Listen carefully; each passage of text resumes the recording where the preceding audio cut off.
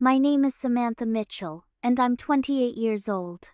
The day I walked across that stage to receive my MBA, I kept scanning the empty seats where my parents promised they'd be sitting.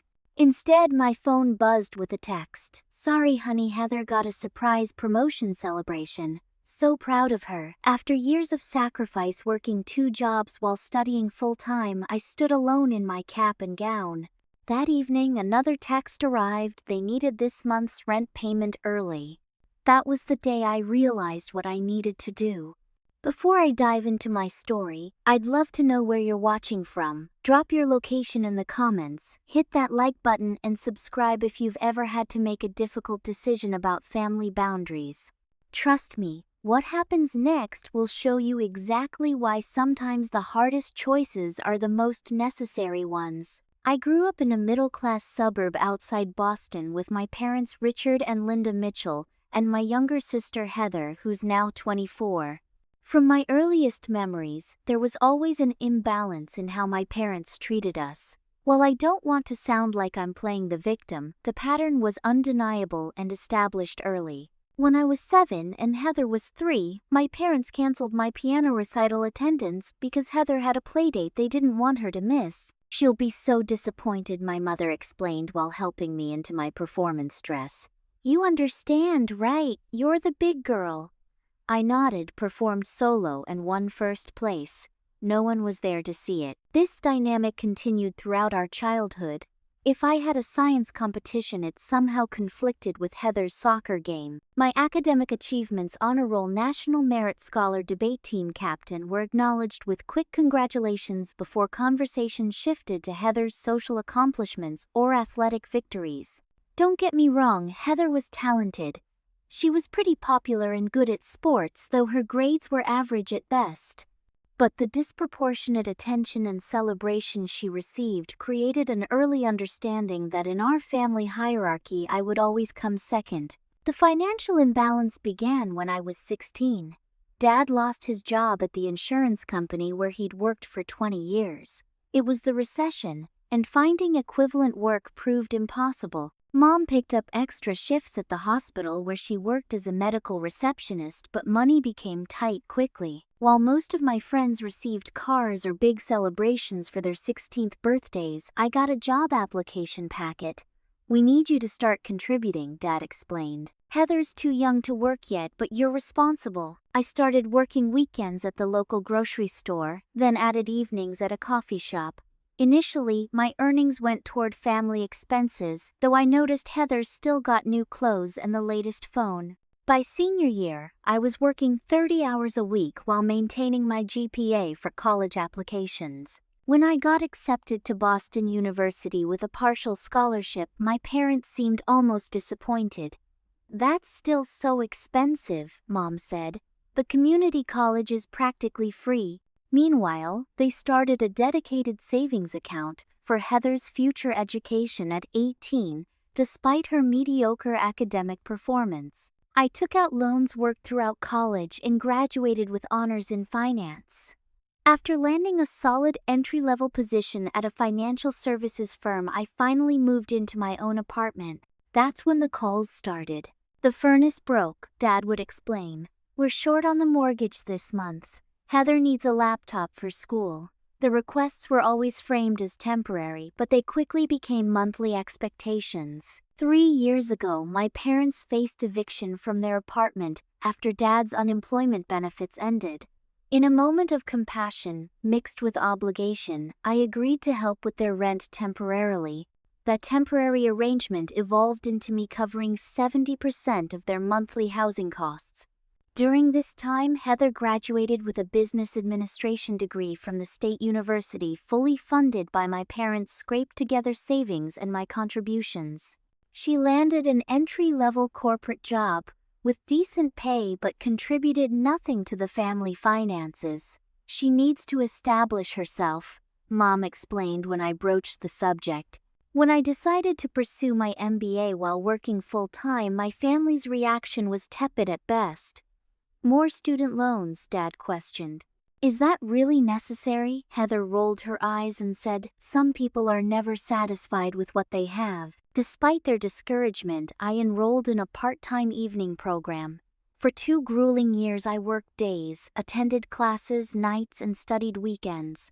I rarely slept more than 5 hours. Throughout this period, I never missed a rent payment to my parents, even when it meant eating ramen for days straight to make ends meet. The MBA represented more than a degree to me. It was validation that my sacrifices mattered, that my path deserved as much respect as my sister's seemingly effortless journey. When graduation approached, I made my parents promise to attend.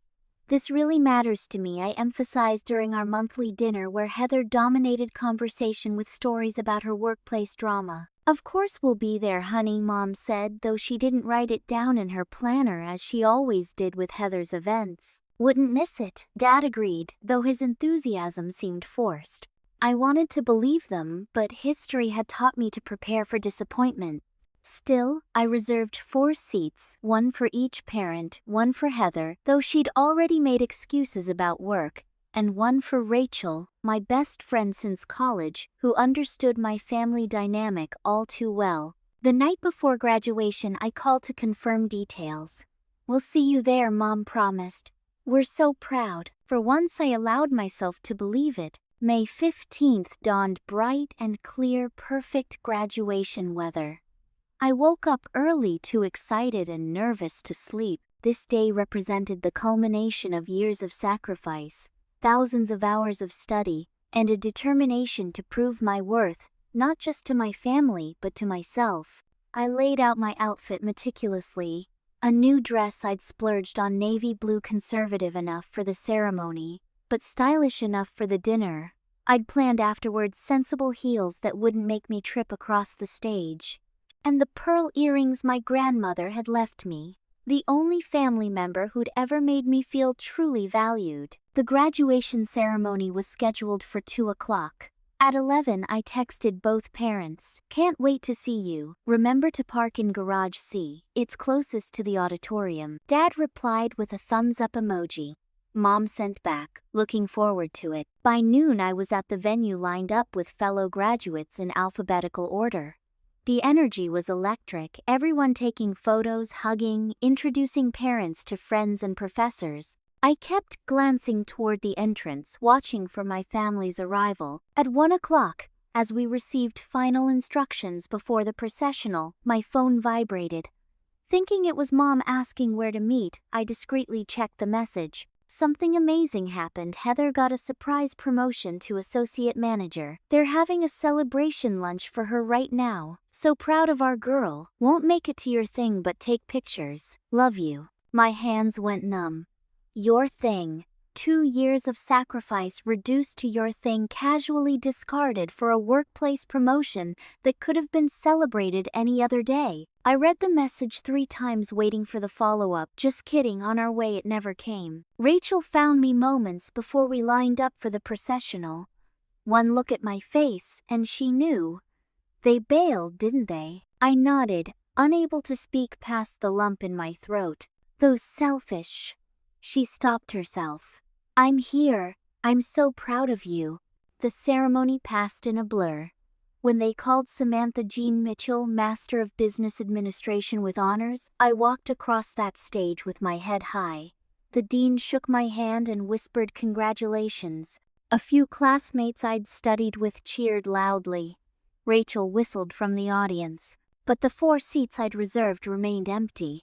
I kept my composure through the recessional and the mingling afterward. Several professors stopped me to offer congratulations and career advice. My finance professor even introduced me to an alumnus looking for fresh talent at his investment firm. I smiled, exchanged business cards, made appropriate conversation, all while feeling hollowed out inside. Rachel and I left campus around 5. "I've got dinner reservations at Morton's," I said numbly. I reserved a table for 5. Prime rib, Dad's favorite. "Let's still go," Rachel suggested. "You deserve to celebrate." The steakhouse was elegant with soft lighting and white tablecloths. The hostess glanced at our party of 2 instead of 5, but said nothing as she led us to the large corner booth I'd reserved weeks ago. "Would you like to wait for the rest of your party before ordering?" the waiter asked. "They won't be joining us," I replied, ordering a bottle of champagne I couldn't really afford. Halfway through our meal, my phone lit up with notifications. Heather had posted photos on Instagram from her surprise promotion celebration. There were my parents beaming with pride at an upscale restaurant downtown. My father's arm was around Heather, and my mother was kissing her cheek. The caption read, "So blessed to have parents who drop everything to celebrate my success number, proud daughter number, blessed number, promotion day." The timestamp showed they'd posted it during my graduation ceremony. Rachel reached for my phone. "You don't need to see this right now." "No," I said, scrolling through more photos. One showed a gift bag beside Heather's plate. Another captured her unwrapping what appeared to be an expensive watch, the brand I'd mentioned wanting when I landed my first post-MBA job. I paid the bill, including the uneaten meals I'd ordered for my family, and Rachel drove me home. I thanked her, promised I was fine, and entered my empty apartment still wearing my graduation gown. I hadn't bothered to remove it after the ceremony. At 11 that night, as I was finally removing my cap and gown, my phone rang. It was Mom. "Hi honey, how was your ceremony?" As if she didn't know. As if she'd forgotten she was supposed to be there. "It was fine," I replied flatly. "That's nice, dear. Listen, we have a bit of a situation. Dad's car needs a new transmission. They're saying $3,000. We're a little short on rent this month because of the party we threw for Heather. I know it's early, but could you send the rent money now instead of on the 1st, and maybe a little extra for the car?" No congratulations. No acknowledgement of what they'd missed. No apology. "I'll transfer the money in the morning," I heard myself say automatically. "You're such a good girl.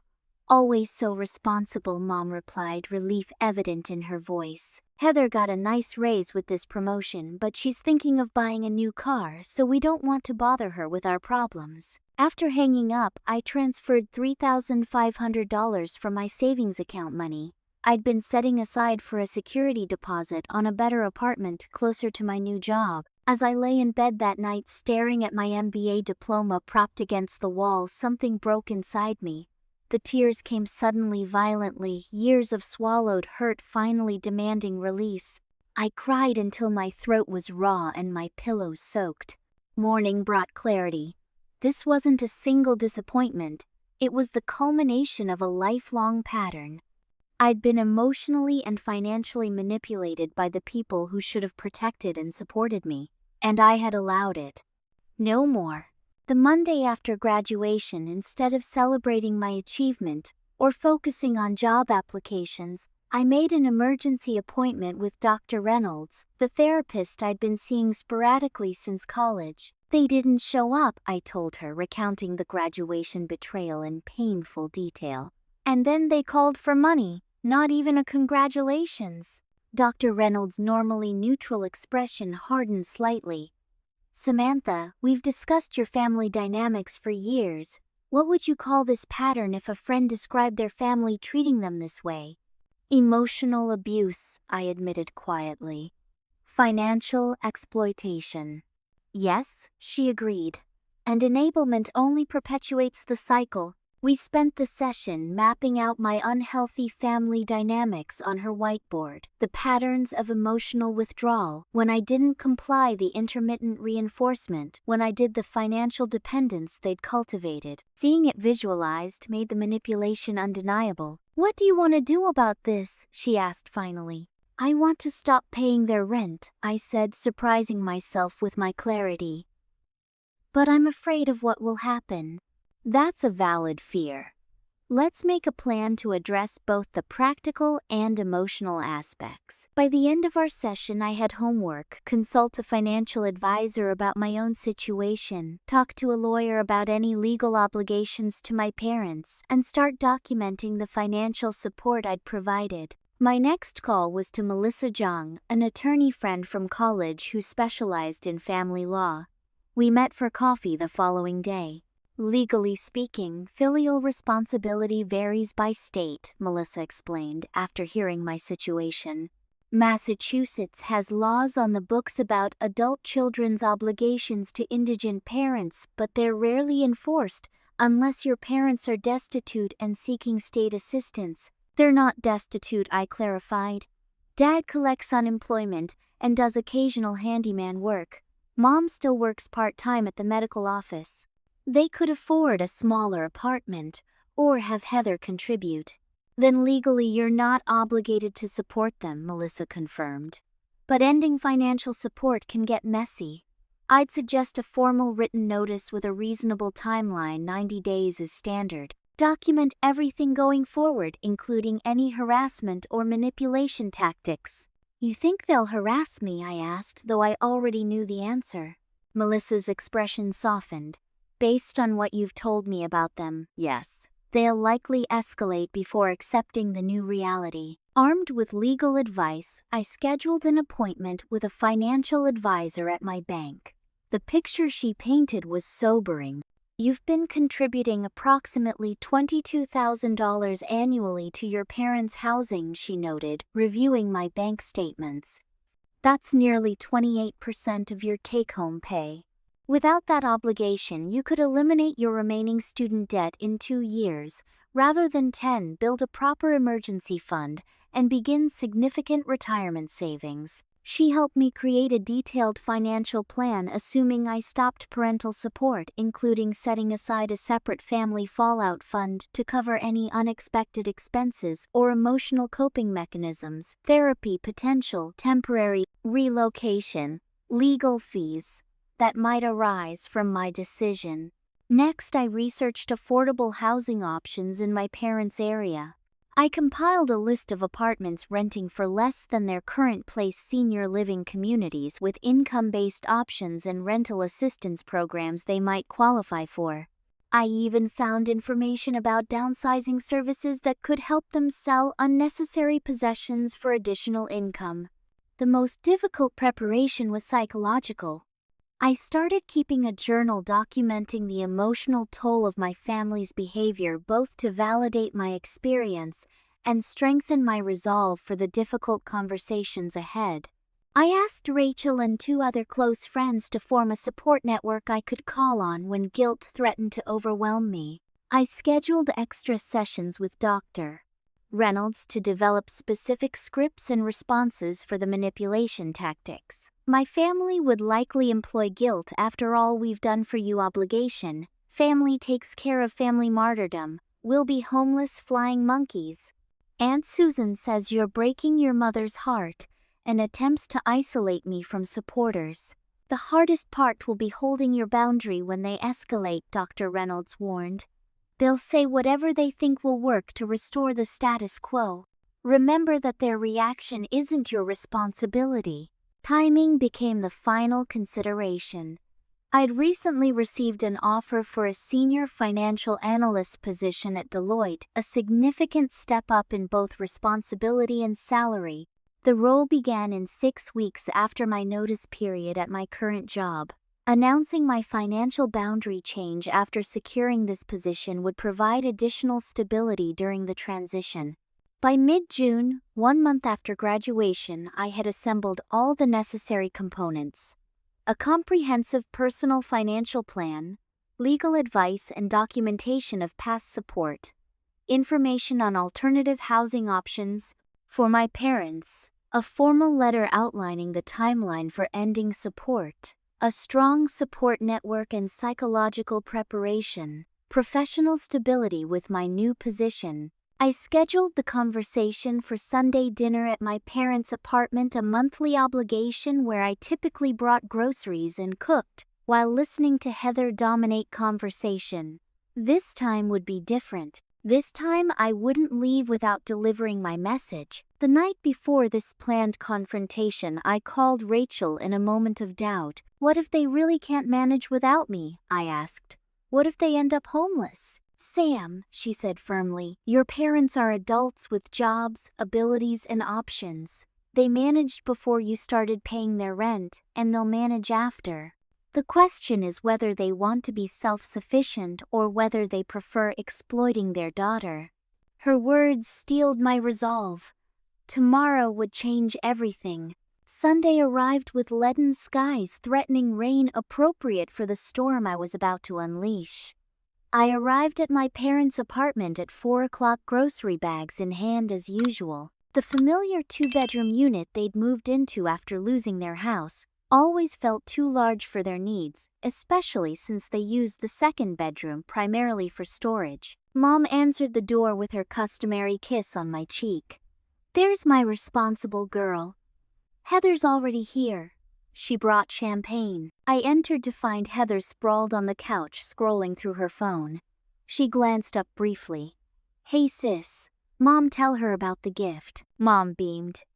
"Your father and I got Heather a little something to celebrate her promotion. Show her, honey." Heather extended her wrist to display a Michael Kors watch, the exact model I'd mentioned wanting to buy myself as a graduation gift but couldn't afford after sending them money for the car repair. "Isn't it gorgeous?" Mom gushed. "She deserves it after all her hard work." I busied myself in the kitchen unpacking groceries and starting dinner preparations. Dad emerged from the bathroom, clapped me on the shoulder, and immediately turned to Heather. "Princess, tell me again about the office you'll get with this promotion." Dinner preparation provided a welcome distraction as I rehearsed the speech I'd practiced dozens of times. We sat down to eat at 5:30, roast chicken with vegetables and potatoes I'd prepared, while my family watched TV in the other room. "So Dad said after his first bite, your mother tells me your graduation thing went fine." "My graduation ceremony," I corrected quietly. "Yes, it happened." "Any job prospects with that fancy degree?" he asked, helping himself to more potatoes. Before I could answer, Heather interrupted. "You guys won't believe what my boss said about my future at the company. He thinks I could be department head within 2 years. They're even talking about sending me to the Chicago conference in September." For the next 20 minutes, I watched my family's familiar dance, Heather monopolizing conversation, parents responding with excessive enthusiasm, occasional glances my way to ensure I was appreciating my sister's brilliance. I pushed food around my plate, the knot in my stomach tightening. "Oh," Mom suddenly exclaimed. "I almost forgot to tell you. We got Heather something else for her promotion." She disappeared into her bedroom, returning with a large gift bag. Heather squealed with delight as she pulled out an expensive leather portfolio embossed with her initials, a Mont Blanc pen, and a gift card to Nordstrom. "You guys are the best parents ever." I set down my fork with a deliberate clink against the plate. "Did you get anything nice for your graduation?" Samantha Heather asked, finally acknowledging my milestone. "No," I replied evenly. "But I did get an interesting text message during the ceremony." The table fell silent. "Mom, Dad, do you remember where you were during my graduation?" Mom's smile faltered. "Honey, we explained about Heather's surprise celebration. These things happen. It's not like we missed your high school graduation or something truly important." "My MBA graduation wasn't important," I asked, my voice steady. "That's not what Mom meant," Dad interjected. "You're making a big deal out of nothing. It's just a ceremony, you still got the degree." "After working full-time while studying nights and weekends for 2 years," I added. "While continuing to pay 70% of your rent." Heather rolled her eyes. "Here we go with the martyr routine. Nobody forced you to get another degree or help Mom and Dad." "You're right," I agreed, surprising her. "Nobody forced me. I chose to help because I care about this family. But I've realized something important. This relationship has become unhealthy." I reached into my purse and removed a manila envelope. "I've documented every payment I've made toward your living expenses over the past 3 years. It totals $67,842. Dad's face reddened. "Are you keeping score now? After all, we did raising you." "I'm not keeping score.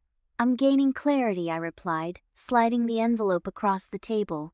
Inside, you'll also find information about affordable housing options in the area assistance programs you may qualify for, and a formal notice that I'll be ending my financial support in 90 days. Mom's hand flew to her mouth. You can't be serious. I'm very serious, I said. I've consulted with both a financial advisor and an attorney. This timeline gives you ample opportunity to adjust your budget, find a more affordable living situation, or ask Heather to contribute. Me, Heather sputtered. I can't afford to pay their rent. I have my own expenses. So do I replied. Yet I've been supporting 3 adults myself, Mom and Dad, while you contribute nothing. That's different. You make more money than me. Not significantly. And now you've been promoted. Mom began to cry, her shoulders shaking as Dad's face darkened to a dangerous shade of purple. Is this about us missing your stupid graduation? He demanded, pounding his fist on the table. You're punishing us over one little event. No, I answered calmly. This is about a lifelong pattern of inequality, emotional manipulation, and financial exploitation. The graduation was simply the moment I finally saw it clearly. How dare you, Mom sobbed. After everything we sacrificed for you, what exactly did you sacrifice for me? I asked, genuinely curious. The question hung in the air as they exchanged glances, clearly searching for examples. We drove you to your college interview, Mom finally offered. After I paid for the application fees myself, I reminded her. And then you complained about the gas money for the entire 3-hour drive. You've changed, Dad accused. You've become cold, calculating. What kind of daughter abandons her parents? I'm not abandoning you. I'm establishing a healthier boundary. You're both able-bodied adults with income sources. Heather has a good job. You have options that don't involve depleting my financial future. Heather stood abruptly. I can't believe how selfish you're being. Family helps family. Yes, they do, I agreed. By encouraging independence, not enabling dependency. So that's it, you're just cutting us off. Dad's voice rose dangerously. In 90 days, yes. I've included resources to help with the transition. I stood, gathering my purse. I love you all, but this dynamic needs to change. If you walk out that door, you're no daughter of mine, Dad shouted. Mom wailed louder. How will we survive? We'll be homeless, is that what you want? Heather stepped between me and the door. You've always been jealous of me. Admit it, this is just your petty revenge because Mom and Dad love me more. The accusation that would have devastated me months ago now only confirmed the dysfunction I was addressing. I'm not jealous, Heather. I'm tired. Tired of being used while being treated as less valuable. I moved toward the door. I'll continue to send the agreed-upon amount for the next 3 months. After that, you'll need to make other arrangements. Don't contact us again, Dad shouted as I opened the door. Ungrateful children don't deserve parents. You'll regret this, Mom added through tears. When you're alone and nobody loves you, you'll wish you'd been a better daughter. Heather's parting shot came as I stepped into the hallway. Always thinking you're better than everyone with your fancy degrees and your perfectionism. No wonder you don't have a boyfriend who could love someone so cold. I closed the door behind me, walked calmly to my car, and sat motionless behind the wheel. The confrontation had gone almost exactly as Dr. Reynolds had predicted: anger, guilt, threats of abandonment, personal attack. Yet somehow, despite the harsh words and emotional manipulation, I felt lighter than I had in years. For the first time in my adult life, I had stood up for my own worth. Rain began to fall as I drove away, and I realized I was crying not from sadness but from relief. The first week after our confrontation passed in eerie silence. No calls, no texts, no social media activity from any family member. I almost believed they might be respecting my boundary until the barrage began. It started with a single text from Mom. Dad had to go to the emergency room last night. Chest pains. He's asking for you. Heart racing, I called the hospital she named, only to learn they had no patient by my father's name. When I called Mom back, she admitted he wasn't actually hospitalized, but was experiencing stress-related symptoms because of your cruelty. The guilt trip failed, so they escalated. Aunt Susan, my mother's sister, whom I hadn't heard from in years, called the next day. "Your mother is absolutely devastated," she began without preamble. "How could you do this to your own parents? After they put you through college and everything." "They didn't put me through college," I corrected. "I worked and took out student loans." "That's not what Linda told me," she replied, momentarily confused, before regaining her righteous indignation. "Regardless, they're family. You don't turn your back on family." Similar calls followed from my father's brother, my grandmother, and even my second cousin, all reciting nearly identical scripts about family obligation and my apparent cruelty. None seemed interested in hearing my perspective. The flying monkeys, having failed my parents, attempted a different approach. On day 10 after the confrontation, I arrived home to find a large box on my doorstep. Inside were childhood photos, school projects I'd made for them, and my baby blanket items meant to trigger nostalgia and guilt. A handwritten note from Mom read simply, "Thought you might want these since you've decided we're no longer family." Dr. Reynolds helped me process each new manipulation attempt during our weekly sessions. "They're following the classic extinction burst pattern," she explained. "When a behavior that previously got results stops working, people initially intensify their efforts before adapting to the new reality." "How long will this last?" I asked after describing the latest guilt-inducing voicemail from my father, who had called at 2 a.m. claiming he might lose his leg due to poor circulation caused by stress. "It varies," she admitted, "but stay consistent. Any wavering will only teach them that increased pressure eventually works." The first rent payment deadline arrived.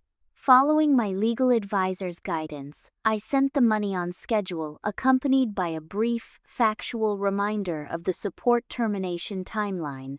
"This is payment 1 of 3 remaining support payments as outlined in my letter dated June 15. Predictably, the money vanished from my account immediately, but no acknowledgement came from my parents. Instead, they missed the next payment due on their car loan, the same vehicle I'd helped repair, resulting in a late fee they promptly asked me to cover. "Financial emergencies will likely increase during this period," Melissa had warned me. "Each crisis serves 2 purposes: extracting additional money and testing your boundary." I held firm. "I've already sent this month's agreed-upon amount. You'll need to prioritize your expenses within that budget." By week 4, the tactics turned more aggressive. My father appeared unannounced at my workplace one afternoon, creating a scene in the reception area until security escorted him out. "I just want to talk to my daughter," he shouted as they led him away. "She's turning her back on her family." The embarrassment was intense, but my manager Nancy proved unexpectedly supportive. "Family estrangements happen for valid reasons," she said, closing her office door for privacy.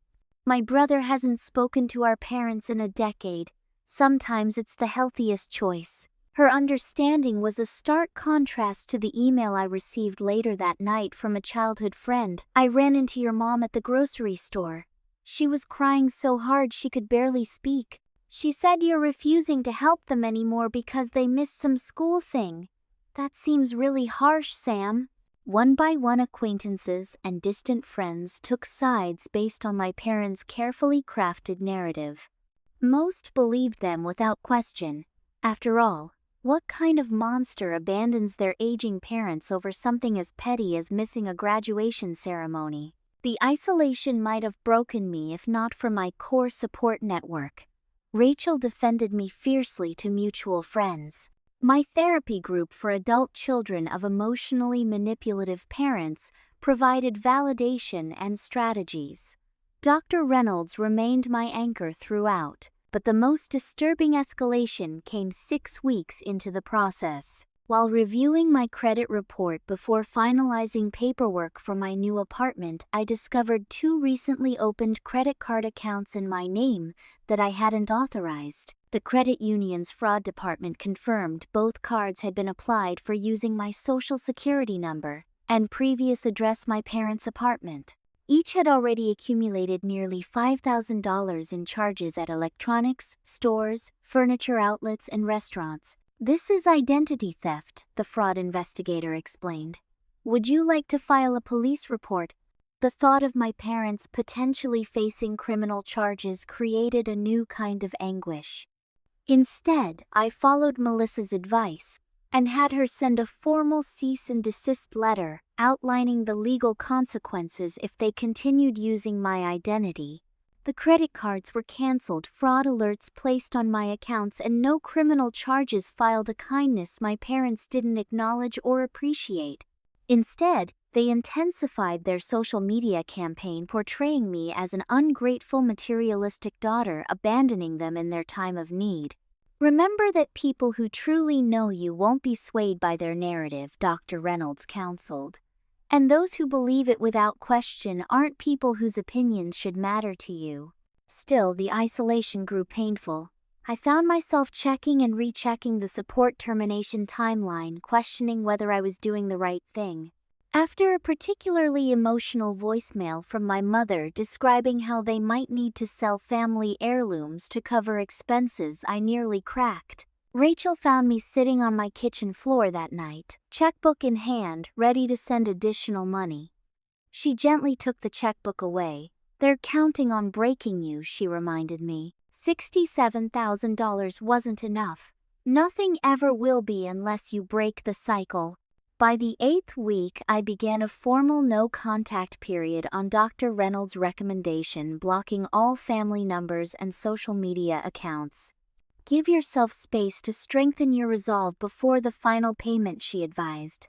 The silence provided unexpected clarity.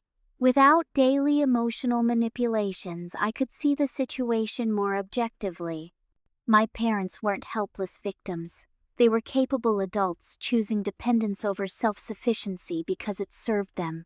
As the final payment deadline approached, a surprising ally emerged.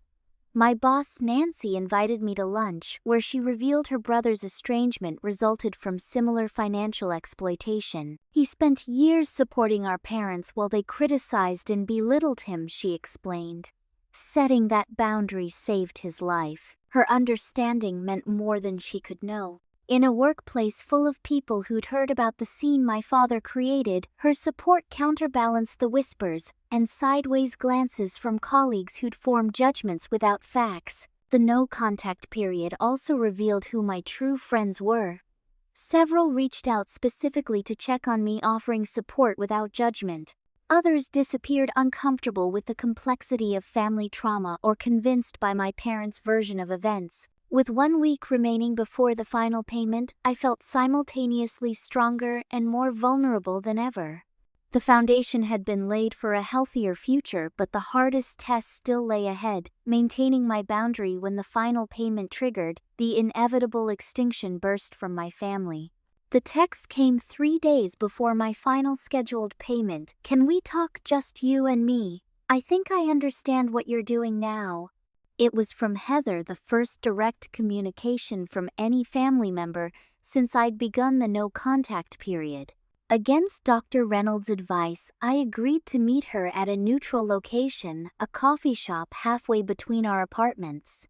I arrived early, securing a corner table with a clear view of the entrance. When Heather walked in 15 minutes late, I barely recognized her. The perpetually polished appearance had given way to unwashed hair and dark circles under her eyes. "You look terrible," I blurted out. She managed a weak smile. "Yeah, well, things have been intense since your announcement. Mom cries constantly and Dad alternates between rage and depression." She slid into the seat across from me. "But that's not why I wanted to talk." I weighted guard firmly up. "I think I get it now," she continued. "Why you're doing this. They've been different with me since you cut them off. More demanding. Expectant. Nothing I do seems good enough anymore." "Welcome to my entire life," I replied, unable to keep the bitterness from my voice. "I never saw it before," she admitted. "How they treated you versus me. It was just normal, you know, but now they're turning to me for money, for emotional support, for everything they used to get from you, and it's," she searched for the word, "suffocating." Despite years of therapy preparing me for manipulation tactics, I felt my defenses weakening. This was the sister I'd wanted to connect with for decades, the one who finally saw our family dynamic clearly. "What about your promotion?" I asked. "The raise should help with any financial contributions." Heather's gaze dropped to her coffee. "There's something you should know about that. The promotion wasn't exactly what I made it out to be." "What do you mean?" "I got a title change. Not a significant raise. Maybe 3%. But Mom and Dad were so excited, throwing a party, telling everyone. I couldn't admit it wasn't a big deal. The revelation was strangely validating. Even golden child Heather felt pressured to exaggerate achievements to meet our parents' expectations." "So what are you suggesting?" I asked cautiously. "Maybe a compromise. If we both contributed something but set clear limits. I've been looking at smaller apartments they could afford with partial help from both of us. Like a third from you, a third from me, and they cover a third." The old Samantha would have jumped at this olive branch, this chance to rebuild family connections while reducing my financial burden.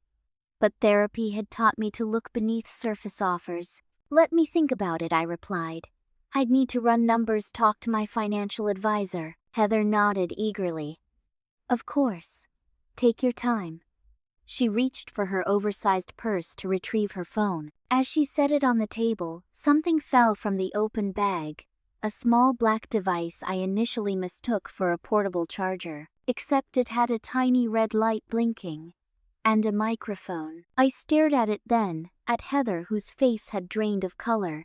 "Are you recording our conversation?" I asked incredulously. "I can explain. Is this so they can analyze how best to manipulate me, or for ammunition later?" I reached for the device, but Heather snatched it back. "They're desperate, Sam," she hissed. "They've been evicted from the apartment. Dad's car got repossessed. They're staying with me now, and I can't take it anymore. They need your money." The mask had slipped, revealing the true purpose of this meeting. So the compromise suggestion was just to get me to agree to continuing payments. I clarified, disappointment flooding through me despite my mental preparation for exactly this scenario. "They're talking about suing you," Heather admitted, dropping all pretense. "Dad found some lawyer who says adult children have obligations to parents in Massachusetts. They've been collecting evidence. Thus the recording device," I said flatly. Heather had the decency to look ashamed. "I didn't want to do it. But they're making my life hell, Sam. They moved into my one-bedroom apartment. Dad's sleeping on my couch, Mom's in my bed, and I'm on an air mattress. I can't live like this." "So your solution is to ensure they move back to exploiting me instead?" "They're our parents. What are we supposed to do? Let them be homeless?" "They have options," I reminded her.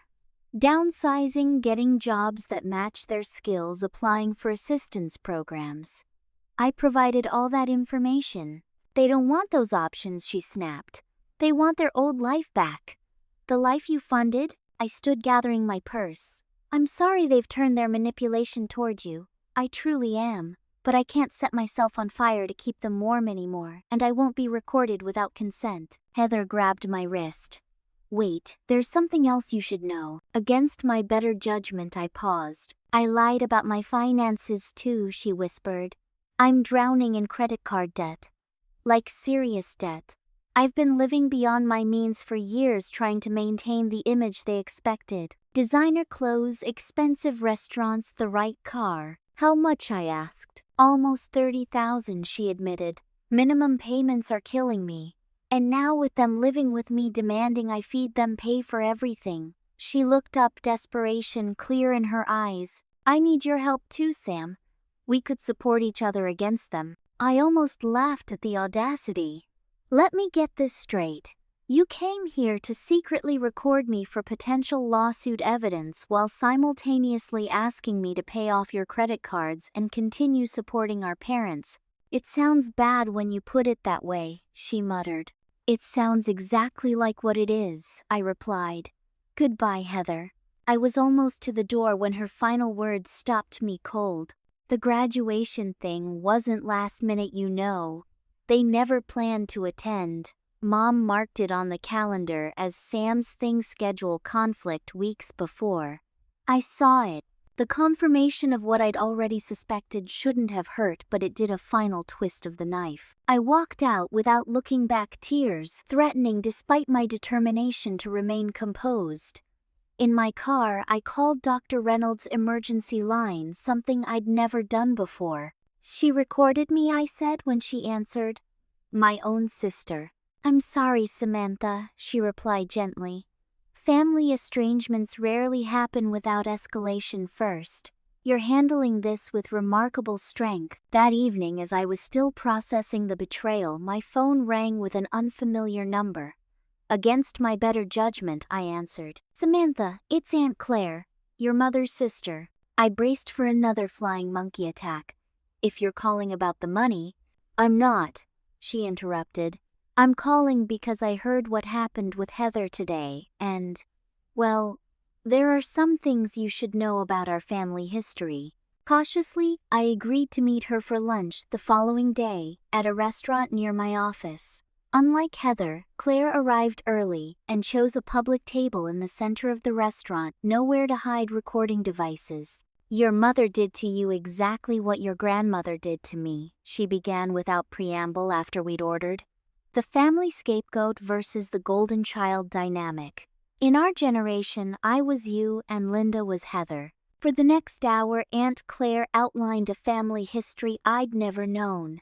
How my grandmother had financially exploited her while lavishing resources on my mother. How she'd eventually cut contact to preserve her sanity only to be vilified within the family narrative. "Linda swore she'd never repeat the pattern," Claire said sadly. "Yet here we are, 3 generations of the same toxic cycle." "Why are you telling me this now?" I asked. "We've barely spoken in years." "Because I recognized the signs when Linda started bad-mouthing you to anyone who would listen.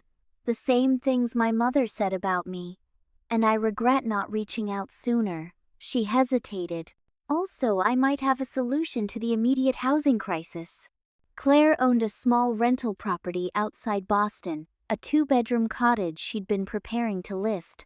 "It needs some cosmetic work, but it's comfortable and most importantly affordable on their actual income if they're motivated to make it work. Why would you help them after how they've treated both of us?" She smiled sadly.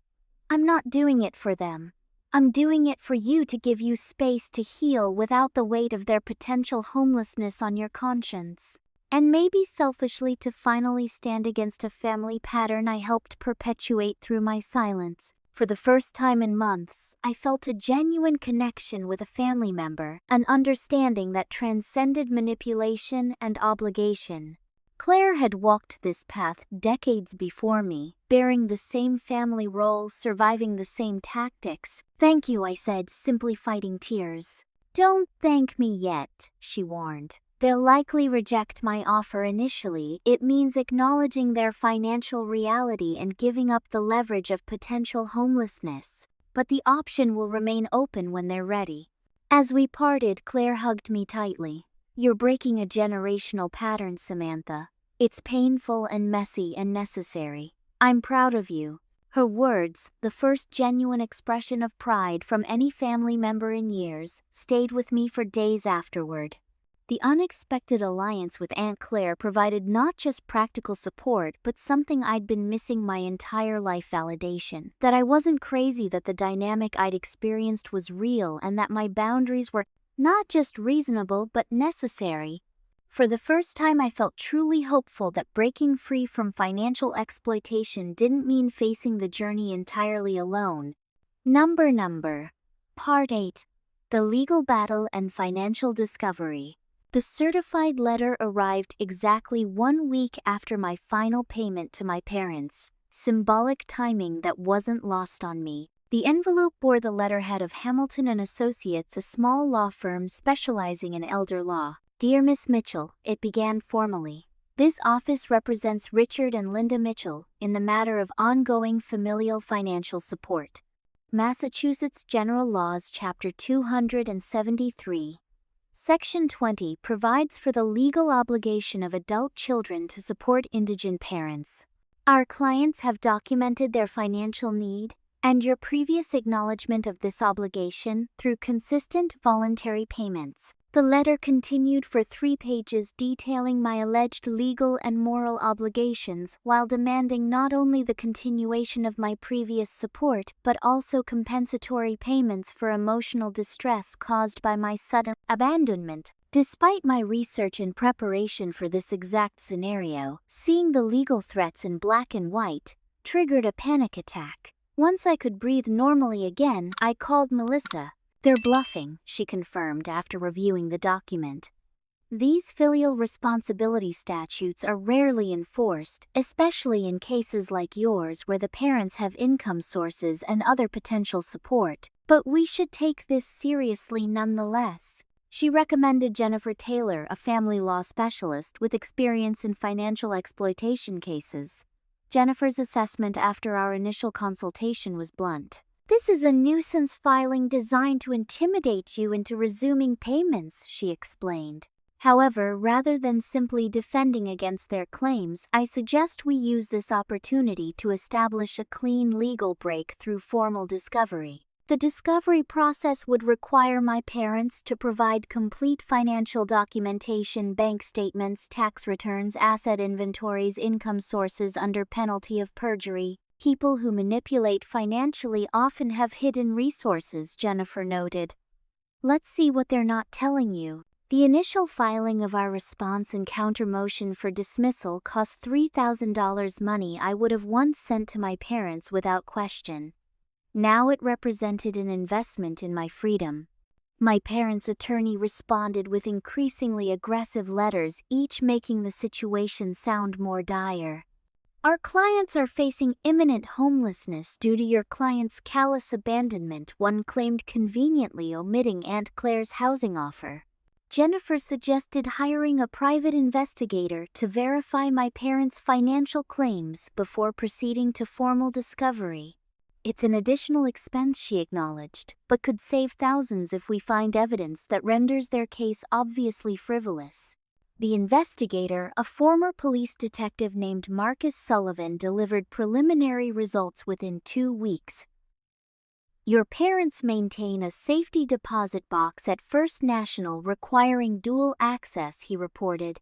"They make monthly visits, always immediately after cashing your support checks." More significantly, he'd uncovered property records for a small rental house in New Hampshire, titled under my father's name through an LLC. The property generates approximately $1,500 monthly in rental income based on local comparables, Marcus explained.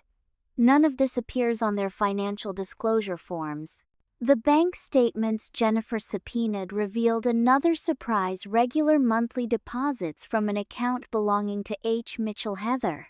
She'd been secretly contributing to our parents for years, while allowing me to believe I was their only support, essentially doubling their income. Most damning was evidence that my parents had opened a vacation timeshare purchase 3 months before claiming financial devastation, a $30,000 commitment with monthly payments higher than their claimed total monthly income. "They've committed perjury in their financial disclosures," Jennifer said, barely concealing her satisfaction. "This case will be dismissed with prejudice once we present this evidence." 2 days before our scheduled court hearing, my company's HR director called me into her office. "We've received a concerning call about your mental health instability," she said carefully. "Normally I wouldn't mention it, but the caller identified herself as your mother and made some alarming claims about your behavior. The professional embarrassment was excruciating, but the attempted career sabotage strengthened my resolve. With HR's permission, I provided documentation of the ongoing legal situation and the pattern of harassment. I'm handling a difficult family estrangement," I explained. "Unfortunately, this may not be the last attempt to interfere with my professional reputation." The senior partner reviewing my upcoming promotion expressed concern about the drama surrounding me. "We value stability in our leadership team," he noted during my evaluation meeting. These family issues seem quite distracting. I'd worked too hard to let my parents' tactics derail my career. With respect, sir, I'm addressing a pattern of financial exploitation through appropriate legal channels while maintaining perfect performance metrics, I replied. If anything, this demonstrates my commitment to establishing healthy boundaries and managing complex situations professionally. He seemed surprised by my directness but ultimately nodded. Fair point. Let's revisit this after the legal matter concludes. The morning of the court hearing, I dressed in my most professional suit, prepared for a contentious legal battle. Instead, we arrived to discover my parents' attorney requesting a private conference with the judge and our legal team. My clients wish to withdraw their petition, he stated stiffly. Recent information has come to light that renders this case unnecessary. The judge, an older woman with shrewd eyes, wasn't satisfied. Given the serious allegations in the counterfiling, including potential perjury in financial disclosures, I'm not comfortable simply dismissing this matter. Jennifer presented our evidence methodically: the undisclosed rental property, the hidden bank accounts, the timeshare purchase, and, most surprisingly, a recent loan application listing my parents' combined monthly income at over $6,000, triple what they'd claimed in their court filings. Your Honor, my parents' attorney interjected. My clients misunderstood the disclosure requirements. They didn't realize certain assets needed to be included. They didn't realize rental property generating $18,000 annually needed to be disclosed on a financial need claim, the judge asked dryly. And the safety deposit box visits immediately after receiving support payments. Was that also a misunderstanding? The facade was crumbling. My father, sitting behind his attorney, turned increasingly red, while my mother dabbed at non-existent tears with a tissue. The judge addressed my parents directly. The court takes a very dim view of using legal processes to perpetuate what appears to be financial exploitation. Miss Mitchell, she turned to me, your counterfiling requests a formal finding against harassment and a no-contact order. Given the evidence presented, I'm granting both. The legal victory was decisive but Pyrrhic. Walking out of the courthouse, I felt no triumph, only grief for the family relationship I'd never truly had and never would. Outside, I spotted Heather waiting by the courthouse steps. For a moment, I thought she might be there to support our parents. Instead, she approached me hesitantly. I left home last week, she said without preamble. After I found out about the rental property they claimed they didn't have. All those times they said they couldn't help me with tuition because they were broke. Her voice trailed off. Where are you staying? I asked, more out of politeness than genuine concern after her betrayal. With a coworker. Listen, Sam, I'm sorry. About the recording, about everything. I believed their version of reality for so long that questioning it felt like questioning gravity. Under different circumstances, her apology might have moved me. Instead, I simply nodded. I hope you find clarity, Heather. But I can't be part of your journey right now. Jennifer touched my arm, gently indicating our car was waiting. As we walked away, Heather called after me. They did the same thing to me that they did to you. I just never saw it until now. The parallel to Aunt Claire's revelation was striking, but I'd learned to proceed with caution where my family was concerned. Trust, once fractured so thoroughly, couldn't be repaired with a single conversation, especially not on the courthouse steps after years of complicity. Back in Jennifer's office, we reviewed the legal outcome. The no-contact order prohibits them from approaching your home or workplace, contacting you directly, or enlisting others to contact you on their behalf, she explained. Any violation is enforceable with criminal penalties. And the harassment finding, I asked, makes it easier to pursue damages if they continue attempting to damage your reputation or career. It also creates a formal record should you need protective orders in the future. Legal vindication provided closure, but not without cost. Between legal fees, the private investigator, and lost productivity, I'd spent nearly as much defending myself as I would have continuing 3 months of support payments. The difference was in the long-term freedom and the principle of the matter.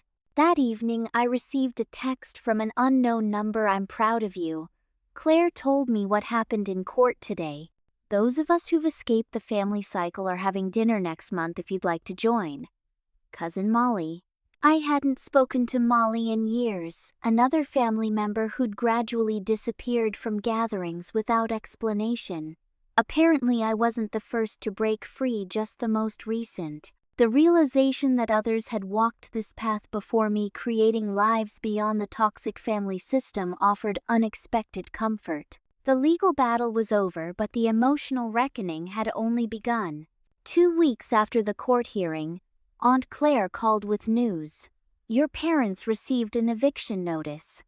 3 months of missed rent apparently. They stopped paying after your final payment, expecting either you or the court to intervene before consequences materialized." "Where will they go?" I asked, surprised to find I still cared despite everything. "They've been unresponsive to my housing offer," Claire said.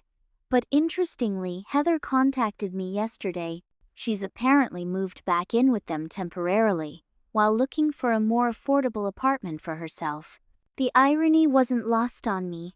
Heather, once the golden child, was now experiencing the same financial entrapment I'd escaped. Part of me felt vindicated. Another part felt genuine sadness for her newly discovered predicament. The collapse of my parents' carefully constructed facade accelerated rapidly over the following weeks. Their church, where they'd cultivated an image as devoted, generous members, became ground zero for their unraveling public image. Rachel's mother attended the same congregation and reported that my father had approached the Pastoral Assistance Fund, claiming unexpected financial hardship. When asked to complete the standard financial disclosure form, he'd become belligerent, accusing church leadership of lacking Christian charity, and storming out. My parents' social media sympathy campaign took an unexpected turn when Heather broke ranks. In a lengthy post that appeared briefly before being deleted, though not before screenshots circulated, she detailed her own experiences with their financial manipulation. "I was raised to believe my sister abandoned our family out of selfishness," she wrote. "I now understand she was escaping the same toxic patterns I'm facing. The family narrative I participated in spreading was built on lies." The post was quickly removed, but not before several family friends had seen and shared it. The carefully cultivated image of deserving parents abandoned by a heartless daughter began to crumble under scrutiny. 3 days after Heather's post disappeared, I received an anonymous package at my office. No return address, just my name and workplace. Inside was a USB drive containing meticulously organized financial records, bank statements, investment accounts, property deeds, and loan applications spanning 20 years. A sticky note attached read simply, "You deserve to know the truth. H." The records revealed a pattern far more calculated than I'd imagined. My parents had maintained separate emergency accounts even during periods when they claimed inability to afford basic necessities. Dad's gambling wasn't the occasional recreation he'd portrayed, but a consistent monthly expense, averaging $2,000, almost exactly what I'd been contributing to their rent. Most shocking was evidence of deliberate dependence strategy spanning decades. Email exchanges between my parents discussed securing Samantha's financial support as early as my sophomore year of college, long before their claimed financial difficulties began. One particularly painful message from my mother read, "She's always been the responsible one. If we position this correctly, she'll feel obligated to help indefinitely." The revelation that my financial exploitation had been not just accepted but strategically planned crushed any lingering guilt I felt about cutting support. The facade continued crumbling when former neighbors reached out independently. Mrs. Daniels, who had lived next door during my high school years, called after hearing about the court case through mutual connections. "I always wondered why you worked so many jobs as a teenager while your parents bought Heather a car," she confessed. "Now it makes sense. They did the same thing to the Anderson boy who used to mow their lawn, convinced him they couldn't afford to pay him but would mentor him instead. Your father was bragging about the free labor at the neighborhood barbecue. One by one, family, friends, and acquaintances began reaching out with similar stories of manipulation, financial schemes, and image management they'd witnessed over the years, but never connected into a pattern until now. My father's supposed unemployment periods, I discovered, had often coincided with under-the-table contracting work he'd done for cash. My mother's part-time medical office position included substantial, unreported tips from patients that she'd collected for years. Their financial situation had never been as dire as they'd portrayed. Heather's promotion, the catalyst for missing my graduation, proved entirely fabricated. She'd received a standard annual review with minimal raise but had exaggerated the achievement to maintain parental approval. The celebration that had taken precedence over my graduation had been manufactured specifically to create that conflict. The evidence of deliberate, calculated exploitation left me reeling. Dr. Reynolds helped me process each new revelation during our ongoing sessions.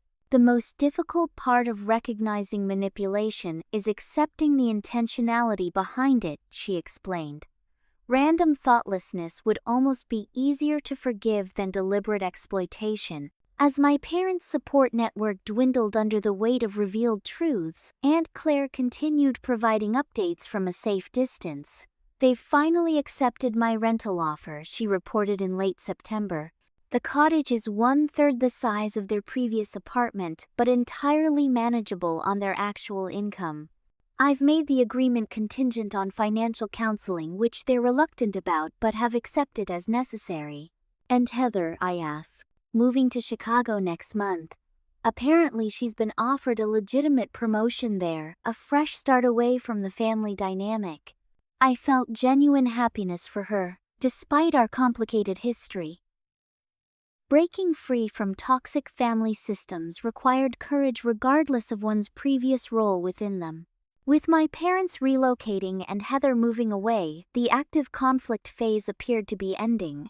Yet closure remained elusive. Despite mountains of evidence confirming the righteousness of my decisions, I still occasionally woke from dreams where I was searching for my family's approval and acceptance.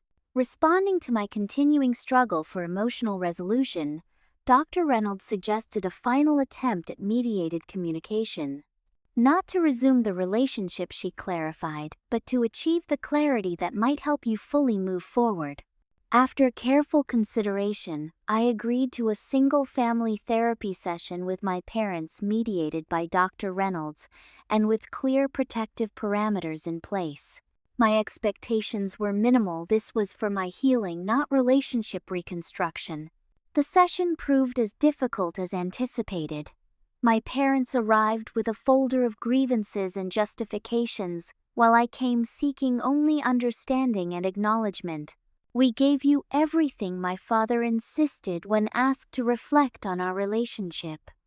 "You had opportunities we never had, like working since age 16 to contribute to household expenses," I asked quietly. "That built character," he shot back.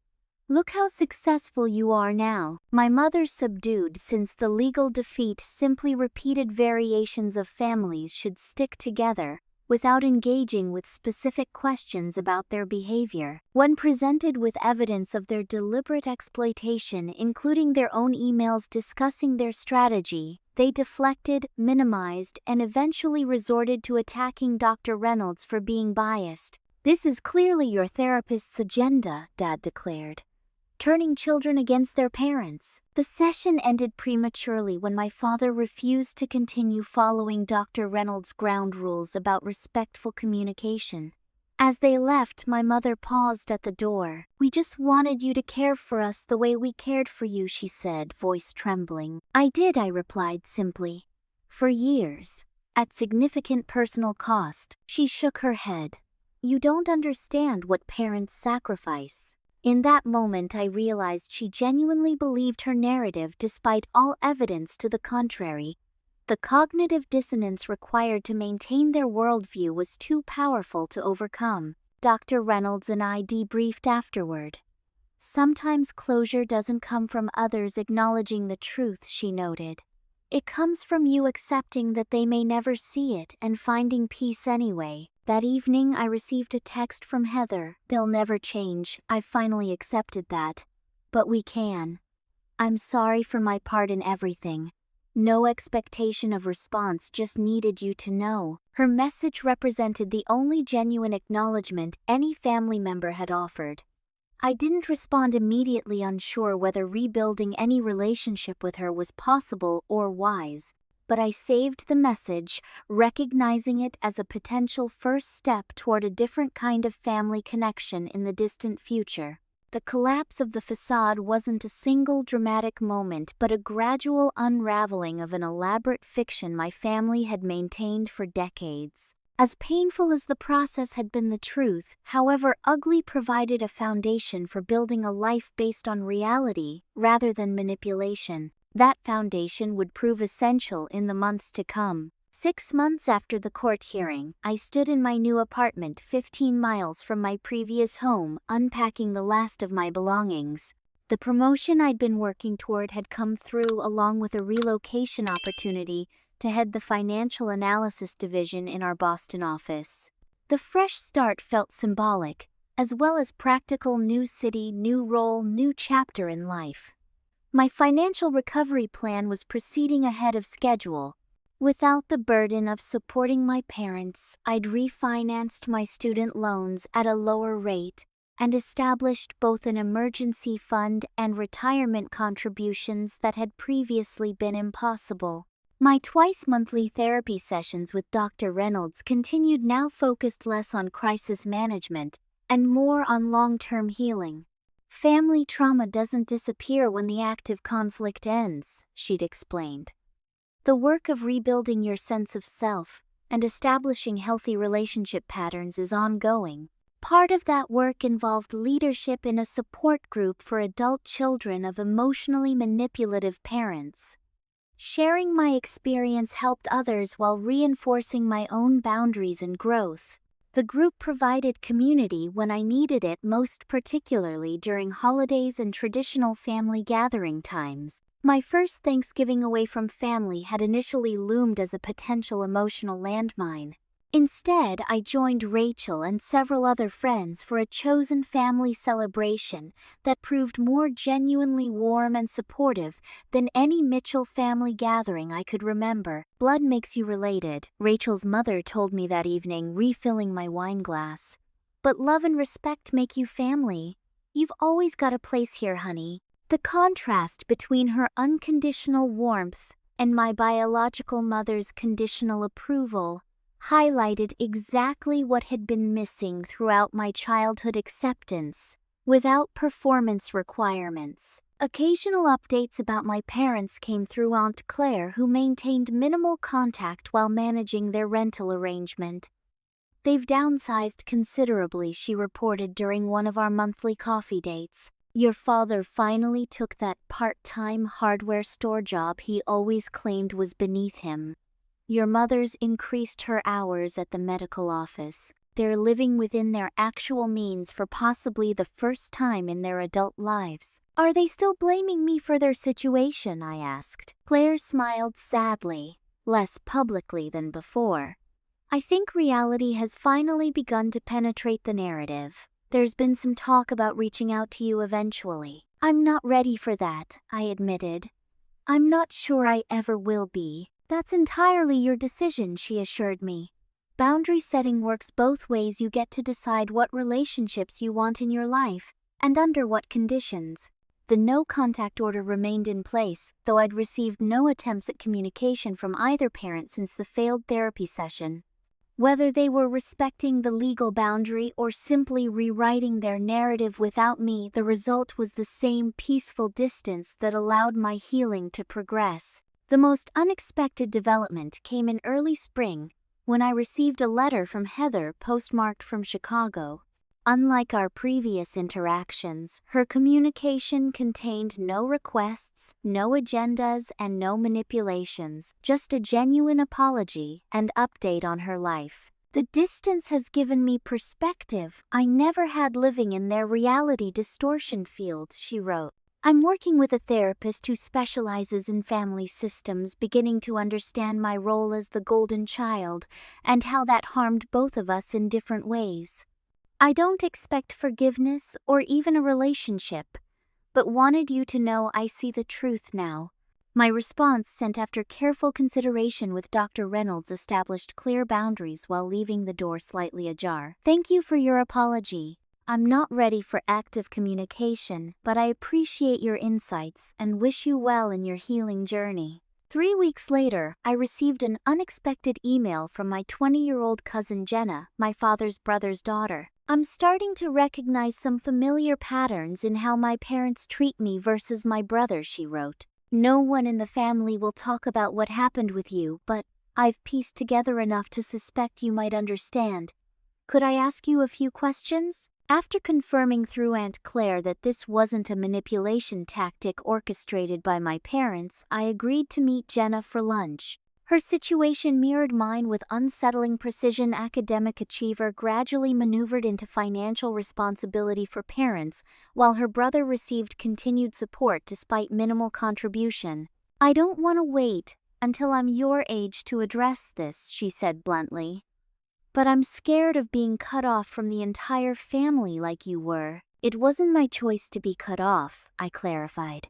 It was the consequence others imposed when I established healthy boundaries. How do you know if you're being manipulated versus just helping family who genuinely need it, she asked. The question reflected my own journey so perfectly that I found myself sharing the wisdom of professionals who'd guided me. Genuine need includes transparency, appropriate gratitude, respect for boundaries, and efforts toward self-sufficiency. Manipulation involves secrecy, entitlement, boundary violations, and creating dependence. By the end of our lunch, I'd connected Jenna with resources that had taken me years to discover: financial counselors, therapeutic support, legal advisors familiar with family financial exploitation. Breaking generational patterns meant not just escaping myself, but helping others recognize the cycle before becoming deeply enmeshed. As spring turned to summer, I found myself displaying my MBA diploma prominently in my new office, something I'd hesitated to do previously. The achievement no longer carried the painful association of abandonment, instead representing a pivotal moment when I'd finally seen the truth and chosen self-respect. The photograph taken at graduation, me, in cap and gown, standing alone, now sat framed on my bookshelf, not as a reminder of absence, but as testimony to resilience. Beneath it, I'd placed a quote that had become my mantra: "Your worth isn't measured by others' recognition, but by your courage to value yourself." My journey from financial exploitation to independence had cost relationships, triggered vicious attacks on my character, and required legal intervention, yet had ultimately delivered something priceless: the freedom to define my own worth and build a life based on mutual respect rather than manipulation. The family I'd been born into had proven incapable of healthy connection, but the family I was creating through chosen relationships offered genuine support without exploitation. The contrast confirmed what Dr. Reynolds had told me from the beginning.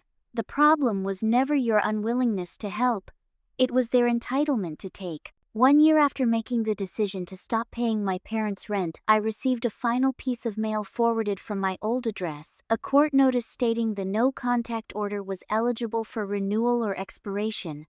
After careful consideration, I filed for a 6-month extension, not out of ongoing fear but to provide structure while I continued strengthening my internal boundaries. Healing happens in stages, Dr. Reynolds reminded me during our discussion of this decision. Legal boundaries can provide scaffolding while emotional boundaries develop fully. The journey of recovery continued with both setbacks and breakthroughs. Some days I still questioned whether I'd done the right thing. Other days brought absolute certainty. The difference was that guilt no longer dictated my decisions, awareness and self-respect did. As I finish writing this account of my experience, I'm reminded that stories of family financial exploitation often remain hidden, cloaked in shame, or disguised as helping parents. By sharing mine, I hope others might recognize similar patterns earlier, set appropriate boundaries, and understand that financial support without limits isn't generosity but enablement. Have you ever had to establish difficult boundaries with family members? What helped you maintain those boundaries despite guilt or pressure? I'd love to hear your experiences in the comments below. If my story resonated with you, please like, subscribe, and share to help others who might be facing similar situations. Remember that setting healthy financial boundaries isn't selfish, it's essential for building a life of mutual respect and genuine connection. Thank you for listening to my journey, from exploitation to empowerment. May your own boundaries be respected, and may you find the courage to value yourself even when others don't. Until next time, take care of your heart and your finances.